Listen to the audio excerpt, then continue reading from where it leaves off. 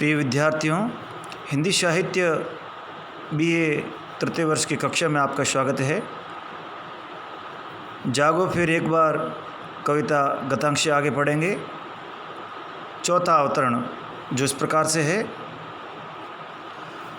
सहृदय समीर जैसे पहुँचो प्रिय नयन नीर, शयन शिथिल बाहें भर स्वप्निल आवेश में, आतुर और वशन मुक्त कर दो, शब सुप्ति सुकोन्माद हो, छूट छूट अलश फैल जाने दो पीठ पर, कल्पना से कोमल ऋजु कुटिल प्रसार, कामी केस गुच्छ तन मन थक जाए, मृदु सुरभि सी समीर में, बुद्धि बुद्धि में हो लीन, मन मन में जी जी में, एक अनुभव बहता रहे उभय आत्माओं में, कब से मैं रही पुकार, जागो फिर एक बार। प्रस्तुत काव्यांश में प्रकृति चित्र के माध्यम से संभोग श्रृंगारिक भावनाओं की व्यंजना की गई है एवं परस्पर स्नेह सद्भाव एवं जागृति की भावना अभिव्यक्ति यहाँ हुई है, उसकी व्यंजना यहाँ पर है। प्रकृति पर विभिन्न श्रृंगारिक आरोपों के द्वारा आलस्य का त्याग करके जागरण का संदेश भी संकेत रूप में ग्रहण किया जा सकता है। सहृदय समीर जैसे, कवि निराला ने पवन पर सहृदय प्रीतम का आरोप किया है। सहृदय समीर जैसे पहुँचो प्रिय नयन नीर, सहृदय समीर जैसे इस वाक्यांश द्वारा नायिका नायक से अनुरोध कर रही है, जिसमें शीतल पवन के जो श्वेत कण जिस प्रकार से पहुँच लेता है, जब ठंडी पवन चलती है तो जिस प्रकार से वह श्वेत कणों को सोख लेता है या उन्हें सुखा देता है, वैसे ही समीर पर सहृदय प्रीतम का आरोप किया गया है। वह उसी ही तरह नायिका के नयन से नीर या अश्रु कणों को भी पहुँच दे। इस प्रकार पवन पर सहृदय प्रीतम का आरोप किया गया है और नायिका पवन से कहती है या पवन से कहा गया है कि तुम सहृदयता दिखाते हुए वीर्य से जो दग्ध जो नायिका है उसकी अश्रु कणों को पोंछ लो, पोंछो प्रिय नयन नीर। वीर्य से व्यतीत नायिका के आँखों में जो अश्रु है उसको तुम पोंछ डालो सहृदय प्रीतम के समान। शयन शिथिल बाहें, और शयन में पड़ी हुई जो शिथिल बाहें हैं, जो थकी हुई बाहें हैं, शयन शिथिल बाहें भर स्वप्निल आवेश में, स्वप्निल यानी मनोरम भावनाएं, मधुर भावनाएं, भर स्वप्निल आवेश में, इसका अर्थ है कि मन में मधुरम भावनाओं को जागृत करो। भर स्वप्निल आवेश में आतुर और वशन मुक्त कर दो, और शयन में पड़ी हुई शिथिल बाहों को, शिथिल बाहें जो थक चुकी है, उसमें किसी प्रकार की क्रिया नहीं है, उन बाहों में तुम मधुरम भावनाएं भर दो, एक प्रकार का स्वप्निल आवेश भर दो, ताकि वे बाहें प्रियतम से मधुर मिलन के लिए उत्सुक हो जाए, भर स्वप्निल आवेश में आतुर उर वशन मुक्त कर दो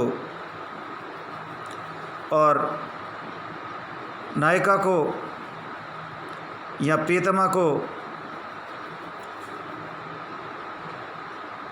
मधुर मिलन के लिए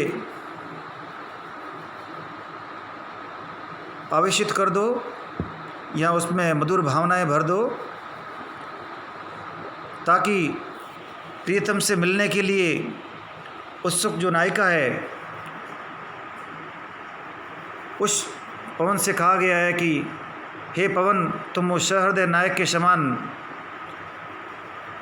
आतुर और वशन मुक्त कर दो। प्रियतम से मिलने के लिए आतुर उस नायिका के वक्षस्थल से वस्त्रों को हटा दो। सब सुप्ति सुखोन्माद हो।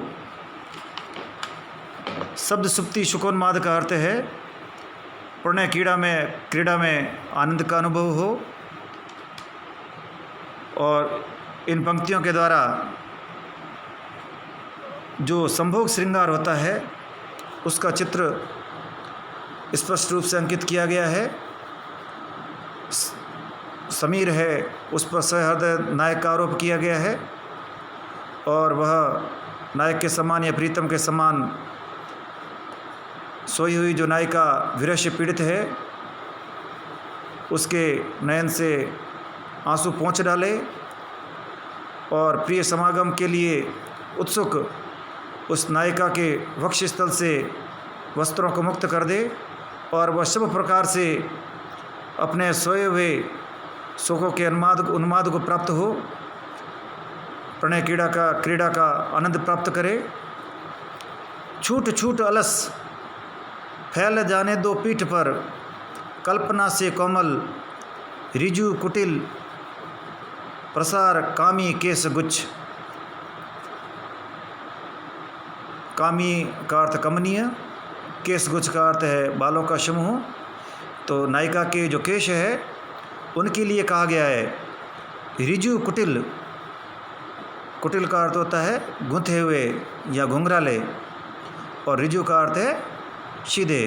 तो नायिका के कुछ सीधे या संवरे हुए, कुछ बिखरे हुए या उलझे हुए या घुंघराले जो बाल है, केश है, उनको तुम छूट छूट अलस यानी उसको छिटका छिटका कर फैला दो, फैल जाने दो पीठ पर। कल्पना से कोमल, कल्पना से कोमल, कल्पना के समान जो कोमल नायिका के संवरे हुए सीधे एवं कुटिल या घुंघराले उलझे हुए बालों को तुम उसकी पीठ पर उस नायक के समान फैला दो। तो इस प्रकार पवन पर सहृदय नायक का आरोप किया गया है। तो वह नायक के समान ही उस विरह से पीड़ित नायिका के पीठ पर नायक के समान ही कल्पना से कोमल जो केस गुच्छ है उनको फैला दे। तन मन थक जाए, पुनः संभोग श्रृंगार का चित्रण है। तन मन थक जाए मृदु सुरभि सी समीर में, बुद्धि बुद्धि में हो लीन, मन मन में जी जी में एक अनुभव बहता रहे। उभय आत्माओं में कब से मैं रही पुकार, जागो फिर एक बार। उभय का अर्थ होता है दोनों। तो उभय आत्माओं का अर्थ हो गया वे दोनों आत्माएं नायक और नायिका के लिए। तन मन थक जाए और प्रातःकाल का परिवेश है और उसमें मंद मंद शीतल पवन बह रही है। उसी से नायिका इस प्रकार का अनुरोध कर रही है। तन मन थक जाए मृदु सुरभि सी समीर में। और इस प्रकार नायिका का जो शरीर रात भर के स्वप्निल आवेश से, विरह वेदना से और आलस्य से जो नायिका का जो सारा शरीर शिथिल है, थका हुआ है, जो नायक से मधुर मिलन की जो कोमल जो कल्पनाएं हैं उनसे उसका मन घिरा हुआ है। अब इन मिलन के मधुर क्षणों के पश्चात हवा जो शीतल पवन बह रही है उसमें सुगंधित हवा का प्रसार हो। मृदु सुरभि का अर्थ मृदुल, सुरभि का अर्थ सुगंधित। जो प्रातःकाल की जो सुगंधित हवा है जो अपने साथ में सुरभि ली हुई आती है, शीतल भी होती है और साथ में सुगंधित भी होती है, और वह पवन या वो शीतल और सुगंधित जो पवन है वह मन के आलस्य को दूर करने वाली और तन मन जो थका हुआ है आलस्य इत्यादि के कारण, वीर्यदग्धता के कारण, वह मन भी सुप्त होकर जागृत हो जाए। बुद्धि बुद्धि में हो लीन, मन मन में, जी जी में,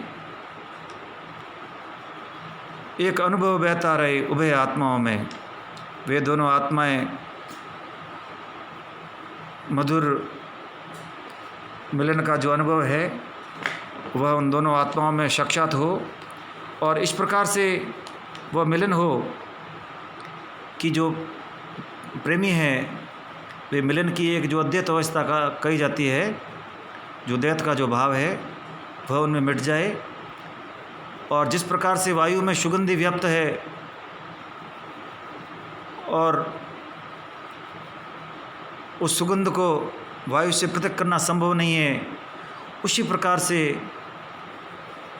नायिका अनुरोध कर रही है कि हम दोनों की जो आत्माएं हैं या हम दोनों को भी इसी प्रकार की अद्वैत की सिद्धि हो जाए। प्रेम का जो वो अपूर्व जो आनंद है, प्रेम का या जो मिलन का जो अपूर्व जो अद्भुत आनंद है वो दोनों आत्माओं में एक अनुभव के समान बहता रहे। यह प्रेयसी की ओर से प्रेम निवेदन है किया गया है। इस प्रकार नायिका की संभोग श्रृंगार की जो चाह है उसकी जो मनोवर्ती है उसको यहाँ दिखाया गया है। प्रस्तुत काव्यांश में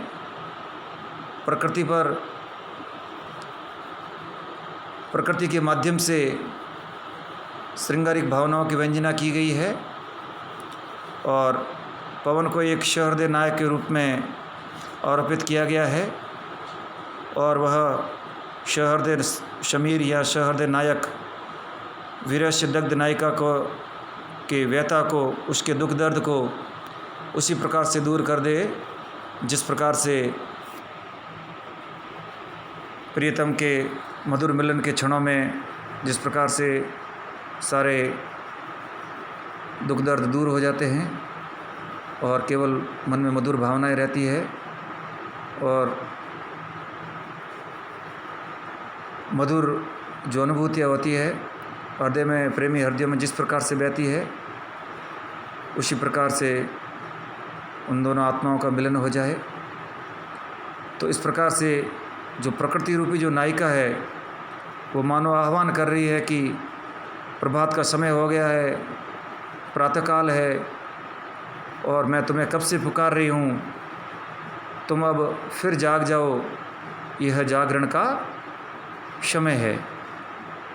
तो इस प्रकार संभोग श्रृंगार की प्रकृति चित्रों के माध्यम से भावाभिव्यक्ति हुई है। बड़ी मधुर और कोमल भावनाएं हैं। इसके द्वारा कवि की जो भावुकता और जो कल्पनाशीलता है वह द्रष्टव्य है। धन्यवाद।